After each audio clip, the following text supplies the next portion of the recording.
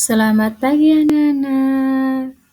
Baik, pada pagi hari ini kita belajar agama Katolik dengan materi pembelajaran kita yaitu Daud Sang Pemimpin. Sebelum kita memulai pembelajaran, marilah kita berdoa dalam nama Bapa dan Putra dan Roh Kudus. Amin. Ya Allah Bapa yang Maha Penyayang, hari ini kami mau belajar tentang kesetiaan-Mu yang selalu menyertai bangsa Israel, terutama melalui para pemimpin bangsa Israel. Bantulah kami supaya memahami dan meneladani para pemimpin yang setia kepadamu dan menerima Engkau sebagai Allah kami. Demi Kristus Tuhan dan pengantara kami. Amin. Dalam nama Bapa dan Putra dan Roh Kudus. Amin. Pada pagi hari ini, ada 4 tujuan pembelajaran kita yang harus kita pahami. Yang pertama adalah peserta didik mampu memahami pengertian dan tanggung jawab seorang pemimpin. Kedua, peserta didik mampu menjelaskan karakter dan sifat pemimpin dalam gereja Katolik. Ketiga, peserta didik mampu membacakan serta memahami isi teks kitab suci tentang Daud di dalam Perjanjian Lama. 1 Samuel bab 16 ayat 7 sampai 13. Dilanjutkan 1 Samuel bab 16 ayat 14 sampai 23 dan dilanjutkan 2 Samuel bab 5 ayat 1 sampai 5.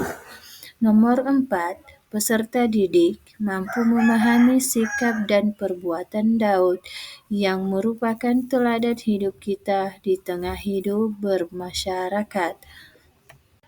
Kepada anak-anak kami, marilah kita mengamati gambar yang sudah disediakan Ibu di depan ini. Pada gambar pertama, ada keluarga yang terdiri dari ayah dan ibu. Dan di sini yang menjadi seorang pemimpin adalah ayah. Sementara di gambar yang kedua adalah ada ibadat lingkungan. Dan di sini dipimpin langsung oleh pastor. Di sini sedang mendengarkan renungan singkat yang dibawakan oleh pastor sendiri. Nah, dari materi yang sudah Ibu sampaikan, maka Ibu memberi suatu pengertian. Pemimpin adalah seorang yang memiliki kemampuan mempengaruhi orang lain untuk mengarahkan ataupun mengkoordinator untuk mencapai suatu tujuan dalam suatu organisasi. Contohnya adalah pemimpin dalam keluarga yaitu ayah.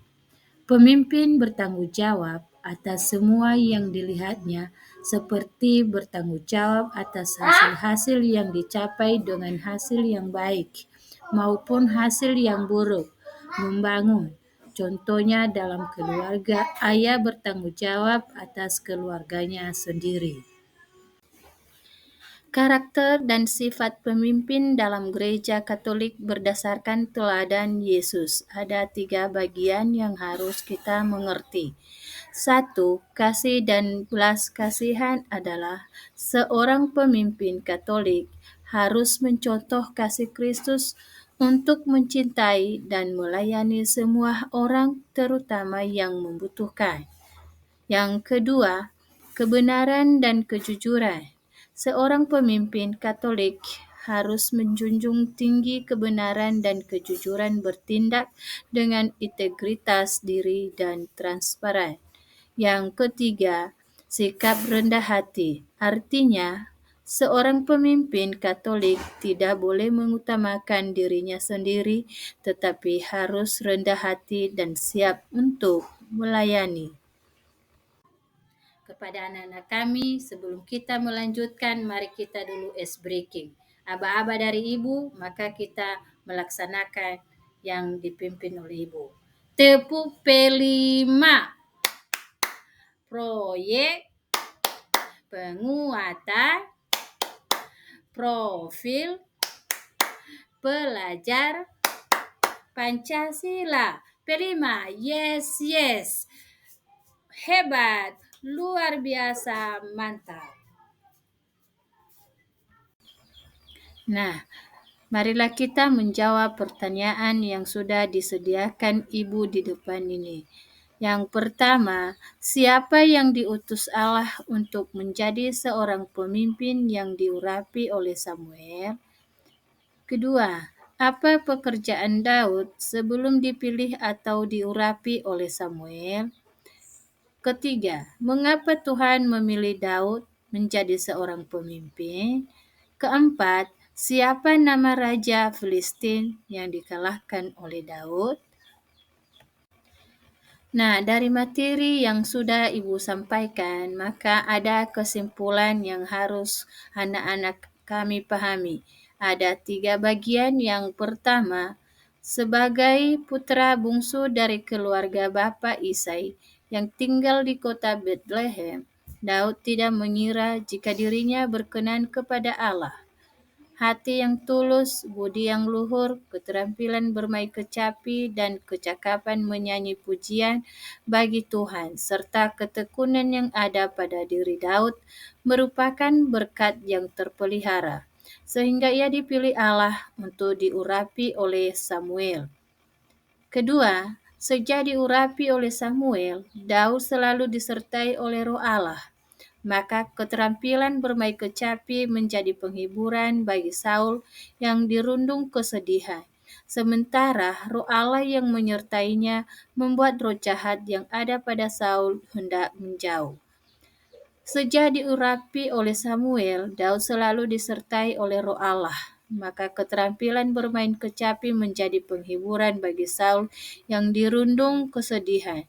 Sementara Roh Allah yang menyertainya membuat roh jahat yang ada pada Saul hendak menjauh. Nah, dari materi yang sudah Ibu sampaikan. Nah, sebagai catatan atau rangkuman yang bisa dicatat di buku catatan anak-anak, yaitu ada 2. Yang pertama, Daud diurapi menjadi Raja Israel menggantikan Saul karena Saul telah melakukan pelanggaran sombong dan memegahkan diri sehingga Roh Allah meninggalkan Saul. Daud dipilih Allah menggantikan Saul karena memiliki hati yang suci serta selalu mengandalkan Allah di dalam segala perkara yang dihadapinya. Di masyarakat, kita ada beberapa pemimpin yang memiliki kesamaan dengan Daud. Mereka berasal dari rakyat kecil. Hidupnya sederhana, bahkan memperjuangkan kepentingan rakyat kecil, serta berlaku arif bijaksana terhadap semua golongan. Yang menjadi ayat hafalan kepada anak-anak kami diambil dari teks kitab suci 2 Samuel bab 5 ayat 2, yaitu engkaulah Daud yang harus mengembalakan umatku Israel dan engkaulah yang menjadi raja atas Israel.